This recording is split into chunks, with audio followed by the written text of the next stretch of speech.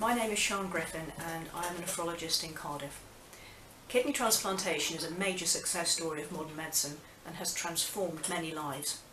However, if a potential recipient has previously received a transplant, had a blood transfusion or a baby, then their immune system may have made antibodies against the tissue types that are different to their own.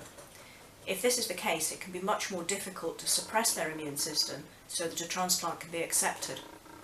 The impact of this situation was brought home to me a few years ago when I met a patient who was close in age to me, was working and had a family, but was approaching the need for dialysis. She was highly sensitised, which means she had antibodies against nearly all of the population, including her living donor. They enrolled in the kidney sharing scheme, but had no matches.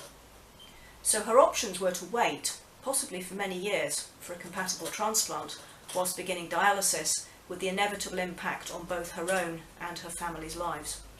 Or we could try to remove the tissue type antibodies to allow a transplant.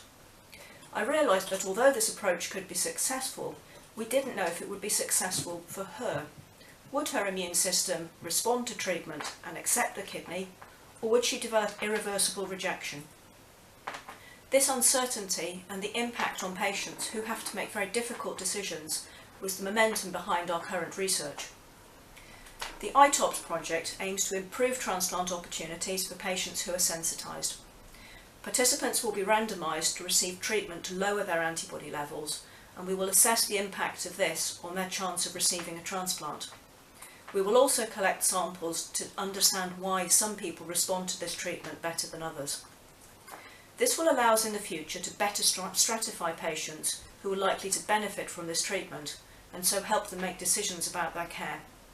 There are too many situations when decisions have to be made on the basis of general information rather than that specific to the individual, and we hope to change this. Although there has been remarkable progress in transplantation over the last 60 years, there is so much more to understand. We do research because otherwise we would stand still.